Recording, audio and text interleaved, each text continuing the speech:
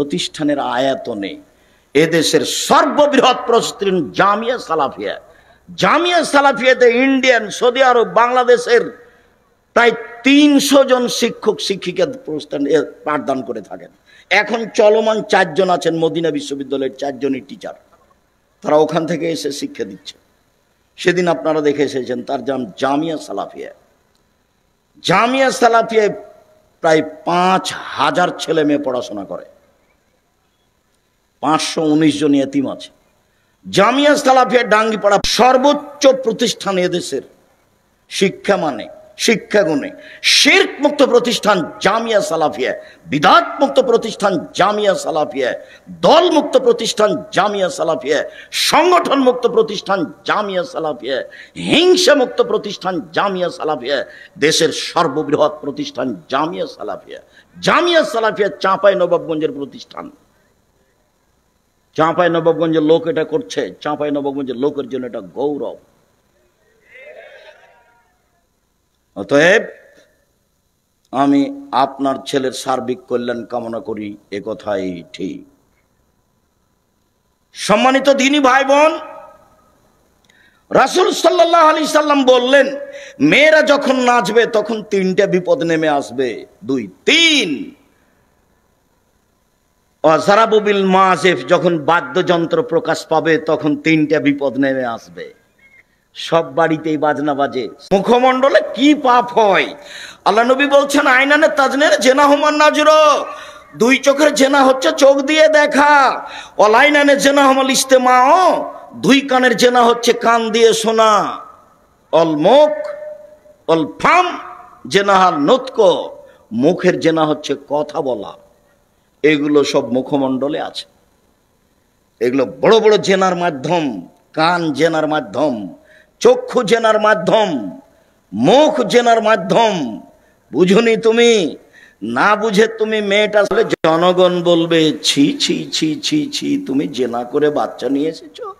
তুমি বাইতুল মুকাদ্দাসে মসজিদে থাকো, মসজিদ ঝাড়ু দাও, তুমি এমন কাজ করো। আমি কি দিয়ে বুঝাবো গ্রামবাসীকে? বাচ্চা নিয়ে গ্রামে ঢুকলেন, তখন গ্রামের লোকেরা বলল, ছি ছি ছি ছি ছি ছি ছি, তোমার মা ভালো, তুমি এত খারাপ। ছি, তোমার বাপ ভালো, তুমি এত খারাপ। তো আমি মারিয়াম নাসিয়া মানসিয়া হয়ে যেতে চাই। কে এইসব? তুমি আমার সাথে জেনায় লিপ্ত হও। তখন এইসব বলেছিলেন, মাযাল্লাহ, আমি আল্লাহর কাছে আশ্রয় চাচ্ছি। বলো কি তুমি? অন্যায় কেমনে করতে পারি? মাযাল্লাহ, আমি আল্লাহর কাছে আশ্রয় চাচ্ছি। এই বলে তিনি দিলেন দৌড়। তখন দরজা খুলে বের হয়েছেন, এটা বোঝা যায় না। তিনি যখন শেষ দরজায় বের হয়েছেন, পিছনে আছে জুলাইখা, সামনে পড়ে গেল জুলাইখার স্বামী, এক জায়গায় 3 জন। আরে আপনি কি শাস্তি উল্লেখ করবেন? আমি জুলাইখা বলছি, একে যথাযথ পিটন দিতে হবে, নইলে জেলখানায় বন্দি করতে হবে। 12 বছর জেল হলো। 12 বছর পরে সরকারের পক্ষ থেকে ইউসুফকে ডেকে পাঠানো হলো। আমার চেয়ে ইউসুফের অনেক ধৈর্য বেশি, আমার চেয়ে ইউসুফের অনেক ধৈর্য বেশি।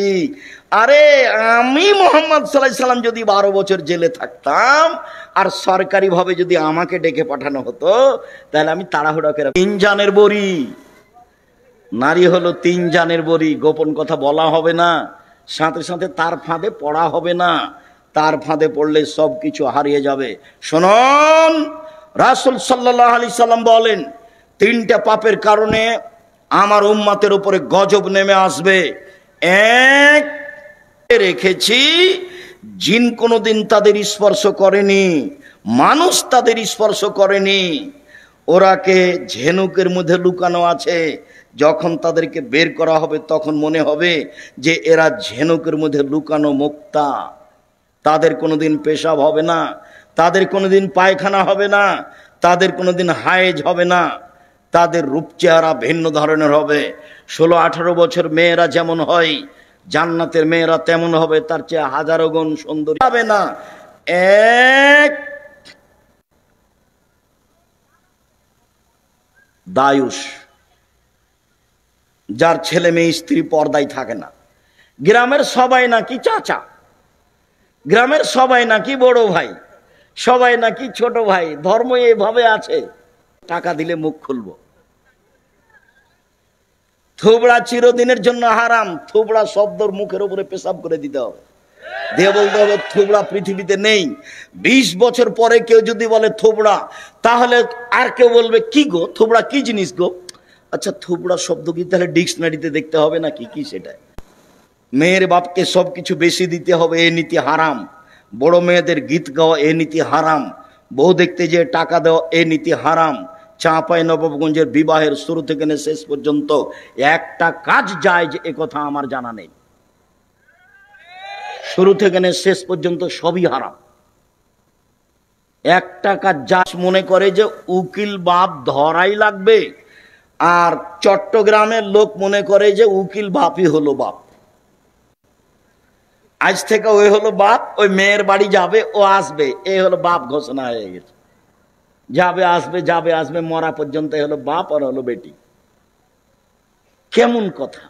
এ কোন ধরনের নোংরা নীতি? বিবাহের জন্য 4 জন সাক্ষী লাগে না 2 জন লাগে? 4 জন নয়, খাতা যে নিয়ম লিখা আছে ওটা হারাম। 2 জন সাক্ষী পক্ষে নয়। একটা বিবাহ জায়েজ হওয়ার জন্য কয়টা সাক্ষী? 2 জন, বাস। কোর্টের বিবাহ বাতিল। বিবাহ পড়াতেই হবে কোর্টের বিবাহ বাতিল, কোর্টের বিবাহ বাতিল, কোর্টের বিবাহ বাতিল। আমি বলিনি, ও কথা মুহাম্মদ সাল্লাল্লাহু আলাইহি ওয়াসাল্লাম বলেছেন। বলছিলাম আল্লাহ তাআলা বলেন, তোমরা নিজেদেরকে জাহান্নাম থেকে বাঁচাও, পরিবারকে জাহান্নাম থেকে বাঁচাও।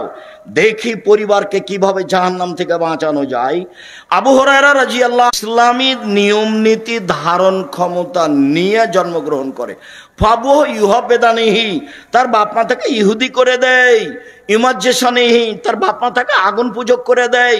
ইনাসরানিহি, তার বাপ মা তাকে খ্রিস্টান করে দেয়।